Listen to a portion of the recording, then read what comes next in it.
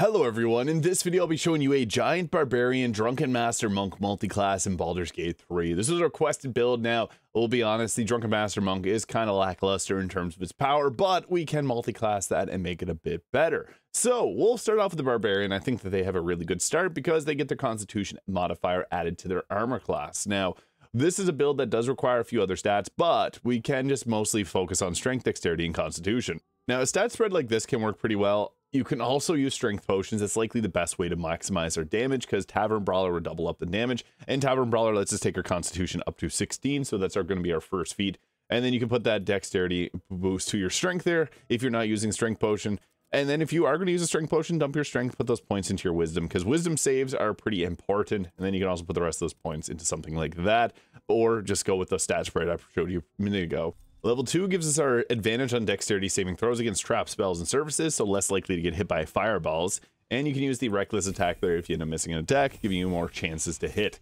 Now, level 3, we get to choose our subclass, and we'll be taking the Giant Barbarian. A little shout out to Sumer Dagnau's 5e Barbarian subclass combined mod. Got a lot of really great subclasses here, but with the Giant, you get Vaprax Greed, who's a lesser deity in D&D. Which increase your parry capacity, not a major deal, but the Giant's Rage will double the strength bonus, or the rage bonus on throwing attacks, so you get a +4 to the damage. Kind of nice. This is mainly you're going to want to throw with the Barbarian, but you don't have to. You also get the Thaumaturgy cantrip here, so that can be nice. Now, there's a couple ways we can go about building this. Level 4, as mentioned, we want Tavern Brawler. This will double up our strength damage, and I would recommend at the early game using the Returning Pike, as the damage on that is absolutely nuts. At level 5 here, we get our extra attack, we get increased movement speed, and we get the Boot of the Giants, which is really effective. Now, your damage number may be different here, but it is flat out damage, which is nice, and you can kick targets off of ledges and stuff like that, which is really good. Now, it's a bonus action ability, so we actually want to have an extra bonus action. Level 6 gives you the Elemental Cleaver, but I'm going to actually not take this just yet. You can continue with the Barbarian to level 6 and then add in the Monk here.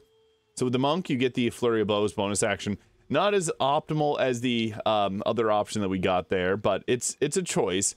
And you also get all the other things like dexterous attacks, deft strikes, the bonus action unarmed strike. We have a bonus action kick though. Level 2 gives us the patient defense, step of the wind dash, and disengage, which is actually pretty nice abilities to get. But level 3 gives us something kind of cool. So another Sumer Dagnau awesome combination of subclasses here, but the way the Drunken Master gives you the cheeky tipple, becoming immune to the negative effects of being drunk, and then you can drink alcohol to get your key points back, half of them rounded down, and proficiency in performance. These both kind of suck. You get the Drunken Technique though, which is basically your flurry of blows, but it gives you extra 3 meters movement speed and disengage, so that's something. Again, we do have better options with like the Giant Barbarian kick. Level 4 gives us a cool thing. We get the Intoxicating Strikes, which can make a target drunk. The drunk condition is kind of half-baked in Baldur's Gate 3. It's not super useful, but you can get the Life of the Party, which will give you a bonus to your armor class and attack rolls against drunk targets, which can be nice. I actually think at this point, you can either go 6-6 and take 6 levels of each, or since we really have a lot of bonus actions that we want to use, the Rogue is a good option. This also gives us the bonus action dash disengage without requiring a key point. And then we're going to go with the Thief here for that extra bonus action, since this is a bonus action hungry class. And at level 4, you can either go, so you got a few options here. So we could go with the Elemental Cleaver here, add cold damage, and then use the Snowburst Ring to make ice surfaces below enemies.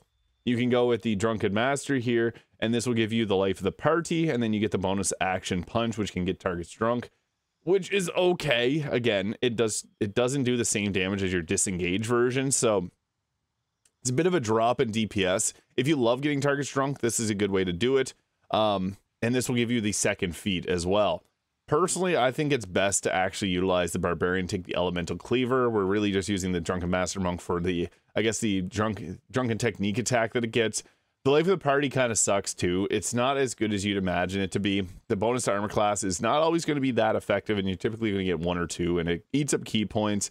Yeah, it's kind of not that great. That's why I think it's best to go with this, because this will add elemental damage to your attacks and add the thrown property to your weapon, so you can throw anything. This is going to be ideally mostly a thrower and have a little bit of the Monk as a flavor there. The Monk itself, unfortunately, is not that great, but this will give us, as a bonus action, 3 meters extra movement speed, which is a nice addition, and it'll also give us the benefits of disengage, so you can run away from an enemy.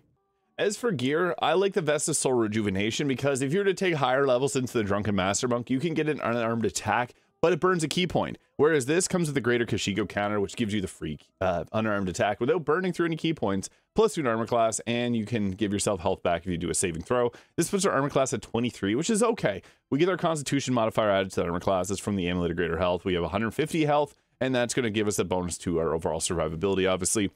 I like the Horns of Berserker, plus 2 to attack rolls. We don't really need any bonuses to attack rolls, like the Vest or the Mask of Soul Perception here gives a plus 2 bonus to attack rolls, initiative, and perception, but we're not missing our attacks. The reason we're taking this is it'll give us unarmed and melee attacks deal an initial 2 necrotic damage as long as you don't have your full health. So yeah, that's pretty good. You do take damage if you don't attack a target, but we're going to attack a lot. So the Haste Helm can be a good early game option because this gives you more movement speed. I also have the Cloak Protection and the Gloves of Soul Catching, which will actually boost up our Drunken Technique to do 64 damage. It's a little bit better, not as good as the Open Hand Monk, but it's something. And this will also give you health back on your attacks. I also have the Disintegrating Nightwalkers. There's a few other boots that work though, like the Evasive Shoes, which will give you the increased armor class by 1, or the Boots on Uninhibited Kashigo, which gives you additional damage equal to your Wisdom modifier, which we don't have a high Wisdom, so not really the best. But we're going to use the Snowburst Ring alongside the Disintegrating Nightwalkers, because then we can go up with our Elemental Cleaver, deal cold damage with it, and create an ice surface below the enemy.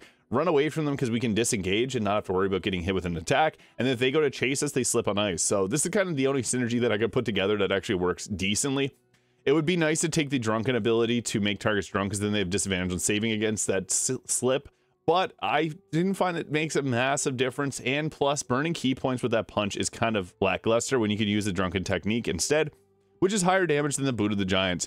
And funny enough, the Boot of the Giants counts as an unarmed attack, so we get the benefits from our Gloves of Soul Catching here, adding an additional 1d10 of force damage. That is really nice.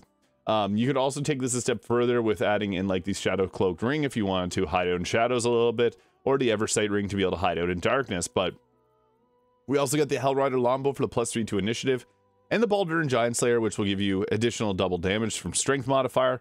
So we're really utilizing the strength heavily here. You can also make this a thrown weapon, which is kind of funny.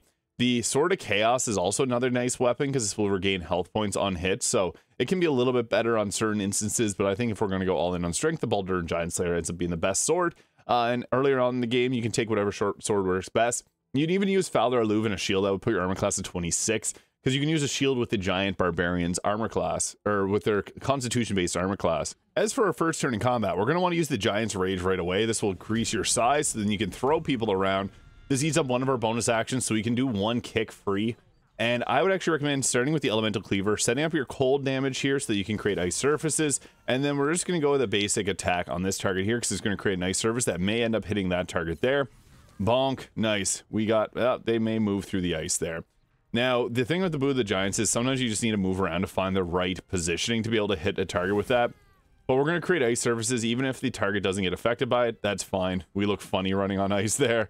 We'll eat that opportunity attack, that's fine, because it's okay.